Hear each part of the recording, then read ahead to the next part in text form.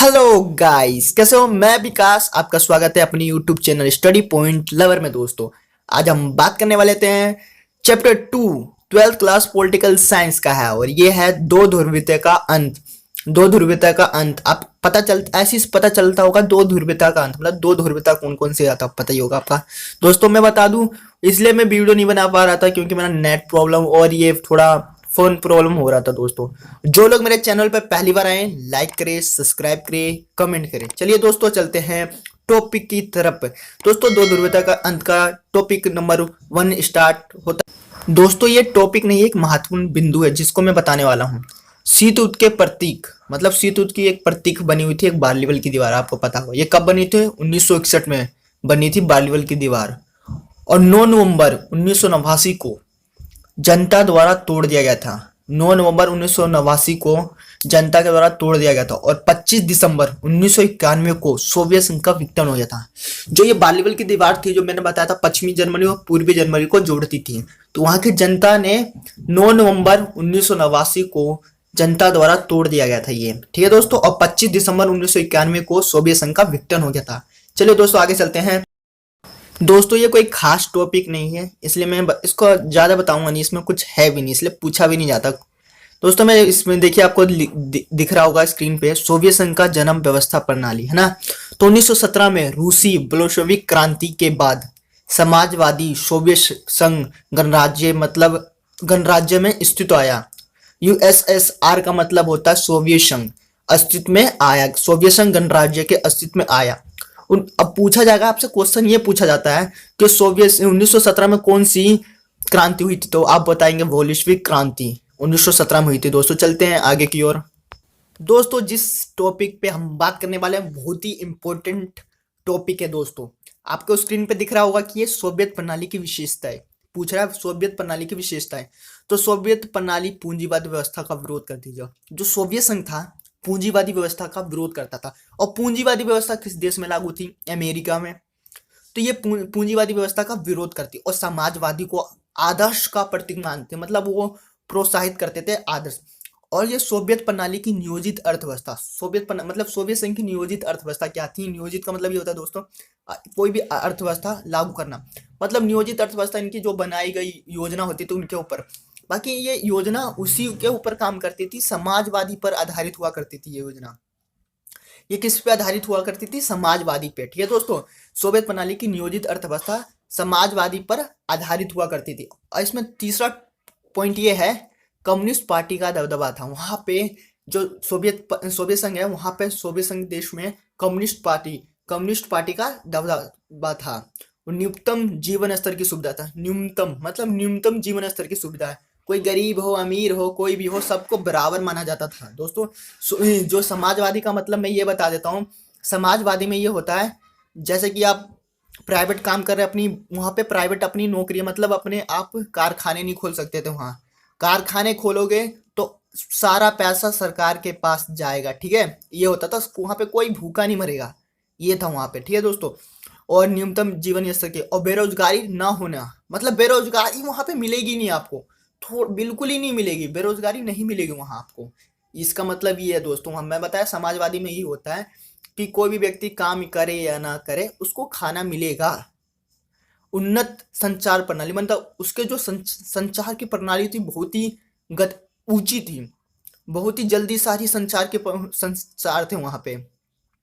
मिलियत का प्रमुख रूप राज्य का स्वामित्व, ये आपको समझ में नहीं आएगा, ये तो मेरे को भी समझ में नहीं आया दोस्तों। ठीक है दोस्तों, इसलिए मैं इससे नहीं बता सकता, जो नहीं है मैं साफ सच बोल रहा हूँ। उत्पादन के संसाधनों पर राज्य का नियंत्रण था। जो उत्पादन के जितने भी संसाधन है, उत्पादन के जैसे कपड़ा, खान पान आदि, ये सब जितने भी थे, उन पर राज्य का नियंत्रण हुआ करता। क्यों? जैसे आपने कारखाना खोल लिया किसी चीज का, तो आपका जितना भी कुछ भी कमाओगे आप, तो सरकार के पास जाएगा। और पूंजीवादी में ये होता था, आप कितना भी कमा लो, हाँ कितना भी कमा लो। जैसे मुकेश अंबानी अब कमा रहा है, वो सरकार को टैक्स देता है बस, ज्यादा अपना पूरा पैसा थोड़ी ना देता, नहीं ना। बाकी इसमें ये होता है, समाजवादी में दोस्तों यही होता है। जैसे अब पूंजीवादी व्यवस्था में बता दें, मुकेश अंबानी कुछ भी कितना भी कमा ले, वो अपने जेब में ही रखेगा और किसी को देगा नहीं, ये होता है, बस टैक्स देता है सरकार को। और समाजवादी में ये होता है दोस्तों, समाजवादी में ये होता है, जैसे आप कुछ कितना भी कमा लो, है तो आधा का आधा टैक्स, मतलब ज्यादा, जितना ज्यादा हो सके वो सरकार के पास जाएगा उसमें से। इसलिए वहां पे अपने देश में पूंजीवादी व्यवस्था है दोस्तों, ना समाजवादी है ना पूंजीवादी, मतलब दोनों बीच का है, समाजवादी भी है पूंजीवादी भी है। ठीक है दोस्तों। और उत्पादन के संसाधन पर राज्य का नियंत्रण, मतलब जितने भी उत्पादन के संसाधन होंगे, कृषि ये सब सारा कुछ, कुछ भी भोजन लाइक जो भी हो सारा किसके हाथ में होगा, सरकार के हाथ में। सरकार इसलिए वहाँ की, ये थी उनकी विशेष, सोवियत संघ की प्रणाली की विशेषता ये थी कि उत्पादन के संसाधन जितने भी हो, कारखाने हो, सब सब पर किसका राज, सरकार का। वहां पे कौन सी सरकार थी सबसे तगड़ी, मतलब सबसे दबदबा किसका था, कम्युनिस्ट पार्टी का दबदबा था दोस्तों। ठीक है दोस्तों। कौन सा था, कम्युनिस्ट पार्टी का दबदबा था। और वहां पे न्यूनतम जीवन स्तर की सुविधा थी। ठीक है दोस्तों। चलिए अगले टॉपिक पर चलते हैं दोस्तों। उत्पादन के संसाधन पर नियंत्रण होती थी। चलिए दोस्तों आगे चलते हैं, अगला टॉपिक हमारा दोस्तों आ चुका है हम अगले टॉपिक जिसका नाम है सोवियत संघ की समाप्ति की घोषणा, और किसने किसने की थी, और इसमें कौन से देश शामिल थे और कौन कौन से देश नहीं थे दोस्तों, इसमें बात कर लेते हैं दोस्तों। और देखिए दोस्तों, ये इसमें लिखा हुआ है 1991 में, 1991 में बोरिस यात्रा वहां के प्रधानमंत्री थे। ठीक है दोस्तों, सोवियत संघ के। और इसमें कितने देश शामिल थे, रूस, यूक्रेन, बेलारूसा और सोवियत संघ की समाप्ति की घोषणा की गई थी। जो जो सोवियत संघ अब कौन से, किस नाम से पुकारा जाता है, सोवियत संघ को किस नाम से पुकारा जाता है उसका नाम बता दो तो दोस्तों, रूस कहा जाता है इसको, रूस के नाम से पुकारा जाता है इसे दोस्तों। और CIS का स्वतंत्र मतलब क्या होता है, CIS का मतलब मैं तुम दोस्तों में बता दूं, स्वतंत्र राज्य का राष्ट्रकुल। इसमें जब सोवियत संघ की समाप्ति की घोषणा के बाद कितने देश का उदय हुआ, 15 नए देशों का उदय हुआ था दोस्तों। कितने नए देशों का उदय हुआ था, 15 नए देशों का उदय हुआ था दोस्तों। CIS मतलब, CIS का मतलब है स्वतंत्र राज्य राष्ट्रकुल। और सोवियत संघ की समाप्ति की घोषणा किसने की थी दोस्तों, बोरिस यात्रा वहां के प्रधानमंत्री थे। और इसमें कितने देशों का, यूक्रेन, बेलारूस और सोवियत संघ की समाप्ति एक साथ हुई थी दोस्तों। ठीक है दोस्तों। और CIS का स्वतंत्र राज्य राष्ट्रकुल बना, नए 15 देशों का उदय हुआ था दोस्तों। इस समय नए 15 देशों का उदय हुआ था। चलिए दोस्तों अगले टॉपिक की ओर हम चलते हैं दोस्तों। इसी में बता देता हूं आपको, सोवियत संघ की समाप्ति की घोषणा कब हुई थी, 1991 में। चलिए दोस्तों अगले टॉपिक की ओर हम चलते हैं दोस्तों।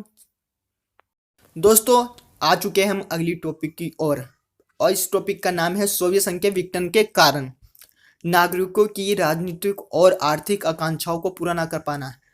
इसका मतलब है दोस्तों, नागरिकों की राजनीतिक और आर्थिक बाधाओं को पूरा ना, जो आकांक्षाएं थी नागरिकों की सपने थे उसको पूरा ना कर पाना, ये तो पहला कारण ये था दोस्तों। सोवियत प्रणाली पर नौकरशाही का शिकंजा था दोस्तों।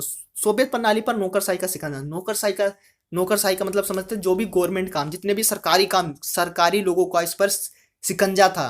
किस मतलब, ये नौकरशाही का मतलब होता है सरकारी लोग, सरकारी लोग को कहा जाता है नौकरशाही, क्योंकि नौकर मतलब ये सरकार के नौकर होते हैं, ये नौकरशाही कहा जाता है दोस्तों। और तीसरा पॉइंट है कम्युनिस्ट पार्टी पर अंकुश।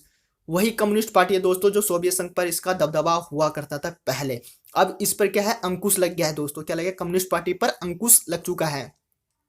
और संसाधनों का अधिकतम प्रयोग, ज्यादा प्रयोग परमाणु हथियारों पर किया जा रहा था। संसाधनों के जितने भी प्रयोग थे किस पे किया जा रहा था, परमाणु हथियारों पर।